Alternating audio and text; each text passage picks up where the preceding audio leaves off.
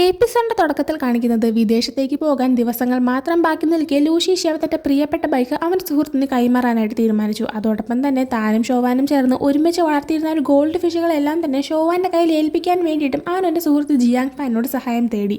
എന്നാൽ ഷോവാനുമായി അത്ര അടുപ്പമില്ലാത്തതിനാൽ Jiang fan ആദ്യം ഒന്നും അടിച്ചു. എന്നാൽ ഷോവാന്റെ കൂട്ടുകാരി മെങ്ങുമായിട്ട് അവൻ ഇത്ര അടുപ്പമുള്ളത് കൊണ്ട് തന്നെ മെങ്ങിനോട് പറഞ്ഞിട്ട് എങ്ങനെയെങ്കിലും ഇതൊന്ന് അവളെ ഏൽപ്പിക്കാനായിട്ട് ലൂഷി ഷിയാൻ അവനോട് പറഞ്ഞു. അങ്ങനെ അവസാനം ജിയാങ് ഫാൻ സമ്മതിക്കുകയും മെങ്ങിനെ കൊണ്ട് ഷോവാനെ വിളിപ്പിക്കുകയും ചെയ്യുന്നുണ്ട്. എന്നാൽ അവർ പറഞ്ഞയക്കുന്ന സന്ദേശം ചെറുതായിട്ട് മാറിപ്പോകുന്നത് കൊണ്ട് തന്നെ ജിയാങ് ഫാനിന് തൻ്റെ കയ്യിൽ എന്തോ ഏൽപ്പിക്കാനുണ്ടെന്ന് മാത്രമേ ഷോവാന് മനസ്സിലാക്കാനായിട്ട് സാധിക്കുന്നുള്ളൂ. ഷോവാൻ അതുപോലെ തന്നെ ലൂഷി ഷിയാവിൻ്റെ ഒരു കോട്ട് തിരികെ ഏൽപ്പിക്കാനായിട്ടുള്ളത് കൊണ്ട് തന്നെ ജിയാങ് ഫാനിനെ മീറ്റ് ചെയ്യാനായിട്ട് അവളും സമ്മതിക്കുന്നുണ്ട്. പിറ്റേന്ന് ലൂഷി ഷിയാവ് വീട്ടിലേക്ക് വരുന്ന സമയത്ത് ആ ഒരു ഫിഷ് ടാങ്ക് അപ്പോഴും അവിടെ തന്നെ ഇരിക്കുന്ന കാണുമ്പോൾ ജിയാങ് ഫാനെ വിളിച്ചിട്ട് ചോദിക്കുന്നുണ്ട്, നീയാണെങ്കിൽ ഇത് ഷോവാനെ ഏൽപ്പിച്ചില്ലേ എന്ന്. ആ സമയം ഷോവാൻ്റെ അടുത്ത് ഞാൻ നേരിട്ട് വരാൻ പറഞ്ഞിട്ടുണ്ട്, അവൾ ഉടനെ തന്നെ ഈ ഫിഷ് ടാങ്ക് എടുക്കാനായിട്ട് ഇങ്ങോട്ടേക്ക് വരുമെന്ന് പറയാണ്. അത് കേൾക്കുമ്പോൾ എന്തിനാ നീ അവൾ ഇങ്ങോട്ട് വിളിച്ചത്, നിന്റെ അടുത്ത് അങ്ങോട്ടോണ്ട് ഏൽപ്പിക്കാനാണ് ഞാൻ പറഞ്ഞതെന്ന് ഇവൻ പറയുന്നുണ്ട്. ജിയാങ് ഫാൻ അപ്പോൾ അത് ഞാൻ മനസ്സിലാക്കിയിട്ടുണ്ടായിരുന്നില്ല, എന്നാലും കുഴപ്പമില്ല, അവൾ ഉടനെ വന്നത് എടുത്ത് മാറ്റിക്കൊള്ളുന്ന അവൻ പറയുന്നുണ്ട്. ആ സമയത്ത് തന്നെ അങ്ങോട്ടേക്ക് ഷോവാൻ വരുന്നുണ്ട്. ഷോവാനെ കാണുമ്പോഴത്തേക്കും രണ്ടുപേർക്കും പരസ്പരം എന്താണ് പറയേണ്ടതെന്ന് അറിയത്തില്ല. എന്തായാലും ഷോവാൻ വന്ന ഉടനെ തന്നെ അവൾക്ക് കൊടുക്കാനുണ്ടായിരുന്ന ഒരു കോട്ട് തിരികെ കൊടുക്കുന്നുണ്ട്. എന്നിട്ട് തന്നെ എന്തിനാണ് ഇങ്ങോട്ടേക്ക് വിളിച്ചതെന്ന് പറയുമ്പോഴത്തേക്കും അങ്ങോട്ട് സംസാരിക്കാനായിട്ട് ആ സമയം ജിയാങ് ഫാനും വരുന്നുണ്ട്. വന്നിട്ട് ഈ ഒരു ഫിഷ് ടാങ്ക് നിന്നെ ഏൽപ്പിക്കാൻ വേണ്ടിയിട്ടാണ് വിളിച്ചത്, ഇത് നീ കൊണ്ടുപോകണമെന്ന് അവളോട് പറയാണ്. എന്നാൽ ഷോവാൻ്റെ വീട്ടിൽ ആ ഒരു ഫിഷ് ടാങ്ക് വെക്കാനുള്ള സ്ഥലമില്ല. ലൂഷി ഷിയാവനാണെങ്കിൽ അവൻ വിദേശത്തേക്ക് പോകുമ്പോൾ വിമാനത്തിൽ കയറ്റി ആ ഒരു ഫിഷ് ടാങ്ക് കൊണ്ടുപോകാനും പറ്റില്ല. അതുകൊണ്ട് തന്നെ അവർ ഒരു തീരുമാനത്തിലേക്ക് എത്തുന്നുണ്ട്, ജിയാങ് ഫാൻ ആ ഒരു ഫിഷ് ടാങ്ക് സൂക്ഷിച്ചു വെക്കണമെന്ന്. അതിനുശേഷം കാണിക്കുന്നത് അടുത്ത ദിവസം മുതൽ ആ വർഷത്തെ നാഷണൽ കോളേജ് എൻട്രൻസ് പരീക്ഷ തുടങ്ങുന്നതാണ്. ഷോവാൻ മുത്തശ്ശിയോടൊപ്പം രാവിലെ തന്നെ പരീക്ഷ നടക്കുന്ന സെന്ററിലേക്ക് ചെല്ലുന്നുണ്ട്. പരീക്ഷ എഴുതുന്ന ഓരോ കുട്ടികൾക്കും ഭാഗ്യം കൊണ്ടുവരാൻ വേണ്ടിയിട്ട് അവരുടെ പാരൻസ് ചിപ്പാവോ എന്ന പരമ്പരാഗത വസ്ത്രം ധരിച്ച് ഗേറ്റിന് പുറത്ത് കാത്തു നിൽക്കുന്നുണ്ടായിരുന്നു.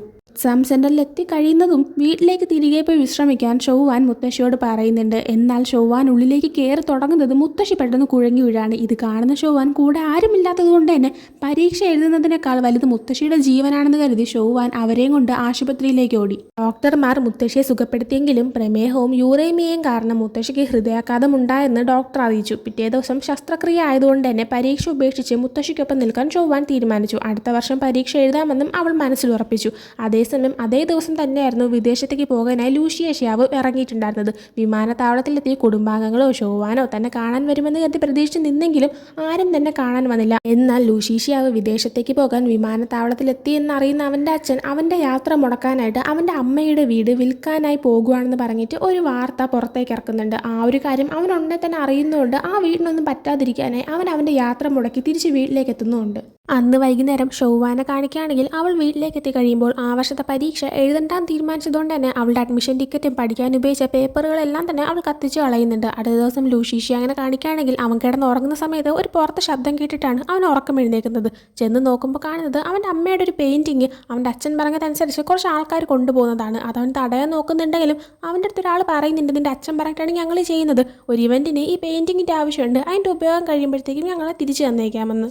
ഉടനെ തന്നെ കോളേജ് എൻട്രൻസ് പരീക്ഷയുടെ റിസൾട്ട് വരുന്നുണ്ട്. പരീക്ഷാഫലം വന്നപ്പോൾ മറ്റുള്ളവരെ ആഘോഷിക്കുന്നുണ്ട്. എന്നാൽ അവർക്കിടയിൽ സ്വപ്നങ്ങൾ തകർന്നു പോയ രണ്ടുപേരുണ്ടായിരുന്നു. പരീക്ഷ എഴുതാൻ പറ്റാതെ പോയ ഷോവാനും വിദേശത്തേക്ക് പോയിട്ട് പഠനം തുടരാനായിട്ട് പറ്റാതെ പോയ ലൂഷി ഷിയാവും. പരീക്ഷാഫലം വന്നതിൻ്റെ ആഘോഷങ്ങളുടെ ഭാഗമായുള്ള പടക്കം പൊട്ടുന്നതിനിടയിലൂടെ കടന്നുപോയ ലൂഷി ഷിയാവിനും ഷോവാനും ജീവിതം അവരോട് കാണിച്ച ക്രൂരമായ തമാശ വ്യക്തമായിരുന്നു. മുന്നോട്ട് പോകാൻ വേണ്ടിയിട്ട് തൻ്റെ കയ്യിലുണ്ടായിരുന്ന ആഡംബര വസ്തുക്കൾ വിറ്റ് കിട്ടിയ പണം കൊണ്ടാണ് ലൂഷി ഷിയാവ് പിന്നീട് കഴിഞ്ഞുകൂടിയിരുന്നത്. ഒടുവിൽ അവൻ പിങ്ങിൻ്റെ ബൈക്ക് റിപ്പയർ ഷോപ്പിൽ ജോലിക്ക് കയറുകയും ചെയ്തു. അവിടെ വെച്ചിട്ട് ജിയാങ് ഫാനുമായിട്ട് പരീക്ഷാഫലം വന്നതിനെക്കുറിച്ച് സംസാരിച്ചപ്പോഴാണ് ഷോവാന് ഹയസ്റ്റ് മാർക്ക് കിട്ടിയില്ല എന്നുള്ളൊരു കാര്യം ലൂഷി ഷിയാങ്ങിന് മനസ്സിലാക്കാൻ പറ്റുന്നത്. അതെന്തുകൊണ്ടായിരിക്കും അവൾക്ക് ഹയസ്റ്റ് മാർക്ക് കിട്ടാത്തത്, അവൾ നന്നായിട്ട് പഠിക്കുന്നതല്ലേ, അവൾ ടോപ്പിൽ വരുമെന്ന് എനിക്ക് നല്ല ഉറപ്പുണ്ടായിരുന്നു എന്ന് അവൻ ജിയാങ് ഫാനിനോട് പറയുന്ന സമയത്ത് ജിയാങ് ഫാനും ഷോവാൻ പരീക്ഷ എഴുതിയില്ല എന്നൊരു കാര്യം അറിയാത്തതുകൊണ്ട് തന്നെ ഒരുപക്ഷെ നീ പോയപ്പോഴത്തേക്കും അതിൻ്റെ വിഷമത്തിൽ അവൾ പഠിക്കാതിരുന്നിട്ടുണ്ടായിരിക്കും എന്നൊക്കെ തന്നെ അവൻ പറയുന്നുണ്ട്. ആ സമയം പിങ് അവരോടൊരു കാര്യം പറയുന്നുണ്ട്, ഇന്ന് തൊട്ട് ഗാരേജിൽ എൻ്റെ ബന്ധുവായിട്ടുള്ള ഒരു പെൺകുട്ടിയും ജോലിക്ക് വരുന്നുണ്ടെന്ന്. ആ സമയം ജിയാങ് ഫാൻ അത് ആരാണെന്ന് ചോദിക്കുമ്പോൾ നിങ്ങളുടെ സ്കൂളിൽ തന്നെ പഠിച്ചൊരു കുട്ടിയാണ്, നിങ്ങൾക്ക് അറിയാമായിരിക്കും എന്നിങ്ങനെ പറയുന്നുണ്ട്. ആ സമയം തന്നെ ഈ പറഞ്ഞ പെൺകുട്ടിയും പിന്നെ കടയിൽ നിന്നൊരു കസ്റ്റമറും തമ്മിൽ അടി ഉണ്ടാക്കുന്ന ശബ്ദം ഇവർ കേട്ടിട്ട് ഇവർ നേരെ ചെന്ന് നോക്കുന്നുണ്ട്. നോക്കുന്ന സമയത്താണ് ജിയാങ് ഫാനിന് മനസ്സിലാക്കാൻ പറ്റുന്നത് ആ പെൺകുട്ടി മറ്റാരുമല്ല ഷോവാൻ്റെ കൂട്ടുകാരായിട്ടുള്ള മെങ്ങാണ്. മെങ്ങിനെ കാണുമ്പോൾ ആ നീ എന്താ ഇവിടെ എന്നൊക്കെ ചോദിച്ചിട്ട് അവളോട് അവൻ സംസാരിക്കുന്നുണ്ട്. അവളും തിരിച്ച് സംസാരിക്കുന്നുണ്ട്. അതേസമയം വന്ന് വഴക്കൊട്ടായിക്കൊണ്ടിരുന്ന കസ്റ്റമർ എന്ന് പറയുന്നത് വെൻഹുയി എന്ന് പറഞ്ഞ പയ്യനാണ്. അവൻ ഈ ഗാരേജിലിട്ട് വന്നിട്ട് ഒരു സ്റ്റിയറിംഗ് ഡാമ്പറിന്റെ പേരിൽ വഴക്കുണ്ടാക്കുകയും മെങ്ങിനെ പരിഹസിക്കുകയും ചെയ്തുകൊണ്ടിരിക്കുമായിരുന്നു. ലൂഷീഷിയാവും വെൻഹുയും പണ്ട് തൊട്ടേ അങ്ങനെ ഒത്തുപോകുന്നവരല്ല. അതുകൊണ്ട് തന്നെ ഇപ്പം ഇങ്ങനെ പരസ്പരം കാണുമ്പോഴത്തേക്കും ലൂഷീഷിയാവ് വെൻഹുയുടെ അടുത്ത് അവൻ്റെ കുടുംബത്തിന്റെ തകർച്ചേനെയൊക്കെ പറ്റിയിട്ട് അവനെ കളിയാക്കുന്നുണ്ട്. ദേഷ്യം വരുന്ന വെൻഹുയാണെങ്കിൽ ലൂഷീഷിയാവിനെ ഒരു ബൈക്ക് റേസിന്റെ കാര്യം പറഞ്ഞ് വെല്ലുവിളിച്ചു. ലൂഷീഷിയാവ് തോക്കുവാണെങ്കിൽ തൻ്റെ മുന്നിൽ മുട്ടുകുത്തി മാപ്പ് പറയണമെന്നും എങ്ങാനും വെൻഹുയാണ് തോക്കുന്നതെങ്കിൽ അവൻ്റെ ബൈക്ക് ലൂഷീഷിയാവിനെ തകർക്കാനായിട്ട് കൊടുക്കാമെന്നും. ലൂഷീഷിയാവ് ആ ഡീല് സമ്മതിക്കും. അപ്പോൾ തന്നെ അവരെല്ലാവരും ഒരുമിച്ച് ബൈക്ക് റേസിന് വേണ്ടിയിട്ട് ഒരു സ്ഥലത്തേക്ക് പോവുകയും ചെയ്യുന്നുണ്ട്. മോശമായിട്ടുള്ള രീതിയിലുള്ള ഡ്രൈവിങ്ങും വിലവെടുപ്പുള്ള ബൈക്കുമായിരുന്നു വെൻഹുയുടേത്. എന്നാൽ അതേസമയം ലൂഷീഷിയാവ് തൻ്റെ മികച്ച ഡ്രൈവിംഗ് കഴിവുകൾ കൊണ്ട് അവൻ്റെ ബൈക്കിൻ്റെ മൈലേജ് കുറവുള്ളതാണെങ്കിൽ പോലും വളവുകളിൽ എത്തുന്ന സമയത്ത് അവൻ വെൻഹുവിനെ മറികടന്ന് ആ ഒരു റേസിൽ ജയിക്കുന്നുണ്ട്. ലൂഷീഷിയാവ് ആ ഒരു റേസിൽ ജയിച്ചത് കൊണ്ട് തന്നെ ഡീൽ അനുസരിച്ച് വെൻഹുയ്ക്ക് അവൻ്റെ ബൈക്ക് നശിപ്പിക്കാനായിട്ട് ലൂഷീഷിയാവിൻ്റെ കയ്യിൽ കൊടുക്കേണ്ടി വരുന്നു. എന്നാൽ തോൽവി സമ്മതിക്കാൻ അവൻ തയ്യാറുമായിരുന്നില്ല. അത് മനസ്സിലാക്കുമ്പോൾ ലൂഷീഷിയാവ് അവനോട് പറയുന്നുണ്ട്, നീ ഇതുപോലെ തോൽവി സമ്മതിക്കാൻ തയ്യാറല്ലെങ്കിൽ ഒരിക്കലും ഇതുപോലത്തെ ഡീലും കൊണ്ട് വരരുതെന്ന്. അത് പറഞ്ഞ ശേഷം അവൻ്റെ ബൈക്ക് അവൻ്റെ തന്നെ തിരിച്ചു കൊടുക്കുന്നുണ്ട്, യാതൊരു കേടുപാടും കൂടാതെ. അതിനുശേഷം കാണിക്കുന്നത് അടുത്ത ദിവസം രാവിലെ ജോലിക്ക് പോകാൻ ഷോവാൻ തയ്യാറെടുക്കുമ്പോൾ വീടിന്റെ വാടക ചോദിച്ചു വന്ന ഗുണ്ടകൾ അവളെ ബുദ്ധിമുട്ടിച്ചു. തീയതിക്ക് മുൻപേ വാടക ചോദിച്ച അവരോട് നിയമവിരുദ്ധമായി പണം പിരിക്കുന്ന വിവരം അവരുടെ ബോസായ ഫെൻജയോട് പറയുമെന്ന് ഷോവാൻ ഭീഷണിപ്പെടുത്തി. അവർ തമ്മിൽ വഴക്കിടുന്നതിൻ്റെ ഇടയിൽ ആ ഒരു ഗുണ്ടയ്ക്ക് വെൻഹുയുടെ ഫോൺ കോൾ വരുന്നുണ്ട്. ആ ഫോൺ കോൾ സംഭാഷണത്തിനിടയിൽ ലൂഷീഷിയാന്റെ പേര് പറയുന്നത് ഷോവാൻ ശ്രദ്ധിക്കുന്നുണ്ടായിരുന്നു. അത് കേട്ട് അവൾക്ക് എന്തോ സംശയം തോന്നുന്നുണ്ട്. അന്ന് വൈകുന്നേരം ലൂഷീഷിയാവിനെ ഒരു ഇരുണ്ട ഇടവഴിയിൽ വെച്ച് ആക്രമിക്കാനായിരുന്നു വെൻഹുയുടെയും അവൻ്റെ ഗുണ്ടകളുടെയും തീരുമാനം. ലൂഷീഷിയാവിന് അങ്ങനെ ഒരു ആക്രമണം ഉണ്ടാകുന്ന സമയത്ത് ലൂഷീഷിയാവിന് എന്തോ സംഭവിക്കാൻ പോകുന്നു എന്നൊരു സംശയം ഉണ്ടായിരുന്നത് കൊണ്ട് തന്നെ അവനെ പിന്തുടർന്ന് വന്ന ഷോവാന് ഇത് കാണാനേ സാധിക്കുന്നുണ്ടായിരുന്നു. അവനെ എങ്ങനെയെങ്കിലും സഹായിക്കണമെന്ന് കരുതി ആദ്യം ആ ഒരു അടിയിൽ ഇടപെടാമെന്ന് കരുതുന്നുണ്ടെങ്കിലും തന്നെ കൊണ്ട് അത് നിർത്താനേ സാധിക്കില്ല എന്ന് മനസ്സിലാവുമ്പോൾ അവൾ ഉടനെ തന്നെ റോഡിലേക്ക് ഇറങ്ങുന്നു. അവൾ പെട്ടെന്ന് തന്നെ പോലീസിനെ വിളിച്ചു. മെങ്ങിനെ അവിടെ വെച്ച് കാണുമ്പോൾ മെങ്ങിന്റെ ഇലക്ട്രിക് സ്കൂട്ടർ കടം വാങ്ങുകയും നേരെ ആ വഴക്കിന്റെ നടുവിലേക്ക് സ്കൂട്ടർ മോടിച്ച് കയറ്റി ലൂഷീഷിയാവിനെ രക്ഷിക്കാൻ പോവുകയും ചെയ്തു. ലൂഷീഷിയാവോ ഷോവാനെ ആ സ്കൂട്ടറിൽ കാണുമ്പോൾ അവൻ ഉടനെ തന്നെ കൂടെ ആ സ്കൂട്ടറിൽ കയറുകയും അവൾ അവനെ അവിടെ നിന്ന് മാറ്റി സുരക്ഷിതമായ ഒരു സ്ഥലത്ത് കൊണ്ടുപോയി അവന്റെ മുറിവുകളിൽ മരുന്നും ബാൻഡേജും ഒക്കെ വെച്ച് കൊടുക്കുകയും ചെയ്തു. അത് നനയാതെ സൂക്ഷിക്കണമെന്ന് അവൾ പ്രത്യേകം ഓർമ്മിപ്പിക്കുകയും ചെയ്തിട്ടുണ്ടായിരുന്നു. ലൂഷീഷിയാവ് അതിനുശേഷം പോകാനായി തുടങ്ങുമ്പോൾ നൂഡിൽസ് കൂടി കഴിച്ചിട്ട് പോകാമെന്ന് പറഞ്ഞ് അവനെ വിളിച്ച് അവൾ കടയിലേക്ക് കൊണ്ടുപോകുന്നുണ്ട്. അങ്ങനെ അവർ രണ്ടുപേരും മുഖാമുഖം ഇരുന്ന് ഭക്ഷണം കഴിച്ചപ്പോൾ അവർക്കിടയിൽ ഉണ്ടായിരുന്ന ഒരു വലിയ അകലം പതുക്കെ കുറഞ്ഞു വരുന്നുണ്ട്. അവൾ ആ സമയം അവനോട് ചോദിക്കുന്നുണ്ട്, എന്തിനാ നീ ആ ഫ്ലൈറ്റ് മിസ്സാക്കിയതെന്ന്. പക്ഷേ ലൂഷീഷിയാവ് അതിന് മറുപടി കൊടുക്കാതെ പകരം ചോദിച്ചു, എന്തിനാ നീ ഇത്രയും നാൾ എന്നെ ഒഴിവാക്കി നടന്നതെന്ന്. അതിന് ഷോവാൻ വളരെ ഗൗരവമായി തന്നെ മറുപടി പറഞ്ഞിട്ടുണ്ടായിരുന്നു. എല്ലാവർക്കും അവരുടെ ഇഷ്ടം പോലെ ജീവിക്കാനേ പറ്റില്ല, എല്ലാവർക്കും അങ്ങനെ വലിയ ആഡംബരമൊന്നും ഇല്ലാന്ന്. അത് കേട്ടപ്പോൾ അവന് അവളുടെ അവസ്ഥ ചെറുതായിട്ട് മനസ്സിലാക്കാനേ പറ്റുന്നുണ്ട്.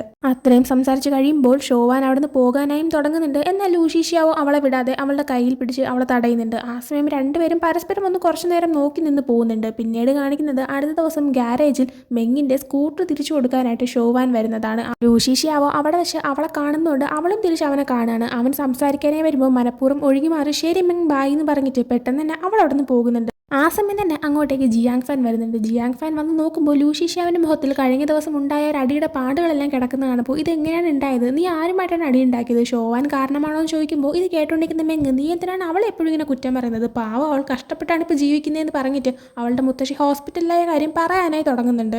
എന്നാൽ ആ സമയം ഷോവാൻ ഇക്കാര്യം ആരോടും പറയാതെ വെച്ചേക്കാണെന്ന് മെങ്ങിന് അറിയാന്നുള്ളതുകൊണ്ട് തന്നെ പെട്ടെന്ന് മെങ് അത് പറയുന്നത് നിർത്തുന്നുണ്ട്. എന്നാൽ ലൂഷീഷിയാവിന് എന്തോ കാര്യമുണ്ടെന്ന് മനസ്സിലാക്കാൻ പറ്റുന്നതുകൊണ്ട് തന്നെ എന്താണെന്ന് വീണ്ടും വീണ്ടും ചോദിക്കുന്നുണ്ട്. എന്നാൽ മെങ് ആർക്കും മനസ്സിലാവാത്ത രീതിയിൽ ചെറുതായിട്ട് മാത്രം കാര്യങ്ങളൊക്കെ ഒന്ന് പറഞ്ഞിട്ട് അവിടുന്ന് പോകുന്നുണ്ട്. മെങ് ചെറുതായിട്ട് പറഞ്ഞ കാര്യം പിങ്ങിന് കേൾക്കാനേ പറ്റിയിട്ടുണ്ടായിരുന്നു. അതുകൊണ്ട് തന്നെ പിങ് ലൂഷീഷിയാവോ ഗിമ്മിനും ജിയാങ് ഫാനും പറഞ്ഞു കൊടുക്കുന്നുണ്ട്. അവൾ പറഞ്ഞത് ഇങ്ങനെയാണ്, ഷോവാന്റെ മുത്തശ്ശി ഹോസ്പിറ്റലിലായി, അതുകൊണ്ട് തന്നെ ഷോവാൻ കോളേജ് എൻട്രൻസ് പരീക്ഷ എഴുതിയിട്ടുണ്ടായിരുന്നില്ല. ഇപ്പോൾ അവൾ തനിച്ച് പൈസ ഉണ്ടാക്കാനുള്ള ശ്രമത്തിലാണ്, കാരണം മുത്തശ്ശി ഇപ്പോഴും ഹോസ്പിറ്റലിൽ തന്നെയാണെന്ന്. അത് കേട്ടപ്പോൾ ലൂഷീഷിയാവിന് സങ്കടവും ദേഷ്യവും എല്ലാം ഒരുമിച്ച് വന്നിട്ടുണ്ടായിരുന്നു. അവൻ നേരെ ആശുപത്രിയിലേക്ക് പോയി അവളുടെ മുത്തശ്ശിയുടെ ആ ഒരു വലിയ ബില്ല് എല്ലാം തന്നെ അടച്ചു തീർത്തു. പക്ഷെ അതറിയാതെ ഷോവാൻ നേഴ്സിനോട് പറയുന്നുണ്ടായിരുന്നു, ഞാൻ എത്രയും പെട്ടെന്ന് തന്നെ ബില്ല് അടയ്ക്കാമെന്ന്. എന്നാൽ നേഴ്സ് അത് ഓൾറെഡി അടച്ചല്ലോ എന്ന് പറയുന്ന സമയത്താണ് ലൂഷീഷിയാവനെ അവിടെ വെച്ച് അവൾ കാണുന്നതും അവനാണ് ഇത് ചെയ്തതെന്ന് അവൾക്ക് മനസ്സിലാക്കാനേ പറ്റുന്നതും. അവരങ്ങനെ മാറിയെന്ന് സംസാരിക്കുന്ന സമയത്ത് എനിക്ക് നിന്റെ സഹതാപം വേണ്ട, ഞാൻ സ്വന്തം കാലിൽ നിൽക്കാൻ ആഗ്രഹിക്കുന്ന ഒരാളാണെന്ന് അവൾ പറഞ്ഞുകൊണ്ട് ആ പണം തിരികെ അവൻ അയച്ചു കൊടുത്തു. എന്നാൽ ലൂഷീഷിയാവ് അവളോട് ഇതൊന്നും സഹതാപം കൊണ്ടല്ല, നിന്റെ സുഹൃത്തെന്ന നിലയിൽ എനിക്കിത് ചെയ്യണമെന്നുണ്ടായിരുന്നു എന്ന് അവൻ പറയുന്നുണ്ട്. കഴിക്കാനായി അവൾക്കും അവനും ഒരു ഐസ്ക്രീം വാങ്ങുന്നുണ്ട്. എന്നാൽ അവൻ അവൾക്ക് വേണ്ടിയിട്ട് ആ ബില്ലെല്ലാം അടച്ചതുകൊണ്ട് തന്നെ ആ ഒരു ഐസ്ക്രീമിന്റെ ക്യാഷ് അവൾ തന്നെ അടയ്ക്കാമെന്ന് പറഞ്ഞിട്ട് അത് അവൾ ചെയ്യും. ചെയ്യുന്നുണ്ട്. അതിനുശേഷം അന്ന് രാത്രി അവളാണെങ്കിൽ എവിടെയെങ്കിലും ജോലി കിട്ടുമോ എന്നറിയാനായിട്ട് ഒരു ആർക്കേഡ് ഗെയിമിൻ്റെ മുന്നിൽ വന്ന് നിന്നിട്ട് അതിൻ്റെ ഓണറിനോട് ഇവിടെ എനിക്ക് ജോലി കിട്ടാൻ സാധ്യതയുണ്ടോ എന്ന് ചോദിക്കുന്നുണ്ട്. അവൾക്ക് അപ്പോൾ തന്നെ അവിടുത്തെ ജോലി കിട്ടുന്നുണ്ട്. അന്ന് തന്നെ അവളവിടെ വർക്ക് ചെയ്യാൻ സ്റ്റാർട്ട് ചെയ്യുന്നുണ്ട്. അതേ ആർക്കേഡിലേക്ക് ലൂഷി ഷിയാവൻ വന്നിട്ടുണ്ടായിരുന്നു. അവനൊരു ക്ലോ മെഷീനിൽ കളിച്ച് ഒരു പാവ സ്വന്താക്കുന്നുണ്ട്. എന്നാൽ അവൻ കളിക്കുന്ന സമയത്ത് അത് കണ്ട് ഷോവാൻ പറഞ്ഞിട്ടുണ്ടായിരുന്നു, അതിൽ നിന്ന് കളിച്ച് പാവ ജയിച്ച് കിട്ടാനായിട്ട് വളരെ ബുദ്ധിമുട്ടാണ്, നിന്റെ പൈസ നഷ്ടമാകാനാണ് സാധ്യതയെന്ന്. എന്നാൽ ഇപ്പോൾ ആ ഒരു പാവ ജയിക്കുമ്പോൾ അത് കൊണ്ടുപോയി അവൻ അവളെ കാണിക്കുന്നുണ്ട്.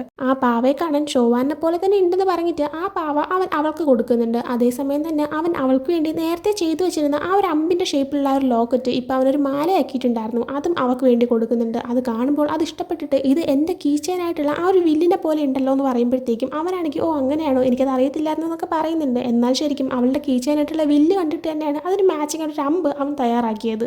അങ്ങനെ താങ്ക് യു പറഞ്ഞ് അവൾ ആ ഒരു മാല വാങ്ങുന്നുണ്ട്. എന്നാൽ ആ പാവ തനിക്ക് വേണ്ടെന്നും അതിനെ കാണാൻ ഭംഗിയില്ല എന്നും പറയുമ്പോൾ ആ കറക്റ്റാണ്, നിന്റെ പോലെ തന്നെയാണ് അതുള്ളതെന്ന് അവൻ പറഞ്ഞിട്ട് തമാശയൊക്കെ പറഞ്ഞ് രണ്ടുപേരും സംസാരിച്ചുകൊണ്ട് നിൽക്കുന്നുണ്ട്. അവൻ എന്നിട്ട് അവളോട് നമ്മളിപ്പോൾ വീണ്ടും ഫ്രണ്ട്സ് ആയോ എന്നും ചോദിക്കുന്നുണ്ട്. ആ സമയം തന്നെയാണ് അവൻ്റെ മൊബൈലിൽ ഒരു അലർട്ട് വരുന്നത്. നോക്കുമ്പോൾ അവൻ്റെ വീട്ടിൽ, അതായത് അവനിപ്പോൾ താമസിക്കുന്ന അവൻ്റെ അമ്മയുടെ വീട്ടിലേക്ക് അവൻ്റെ രണ്ടാനമ്മയായിട്ടുള്ള ഗുയോയാൻ വന്നിരിക്കുകയാണ്. ഉടനെ തന്നെ അവൻ അങ്ങോട്ടേക്ക് പോകാനായി തുടങ്ങുന്നുണ്ട്. ആ സമയം എന്തോ പ്രശ്നമുണ്ടെന്ന് മനസ്സിലാക്കിയിട്ട് ഞാനും കൂടെ വരണോ എന്ന് ഷോവാൻ ചോദിക്കുകയും അവൻ ഓക്കെ എന്ന് പറയുന്നതുകൊണ്ട് തന്നെ രണ്ടുപേരും ഒരുമിച്ച് അവൻ്റെ അമ്മയുടെ വീട്ടിലേക്ക് പോവുകയും ചെയ്യുന്നുണ്ട്.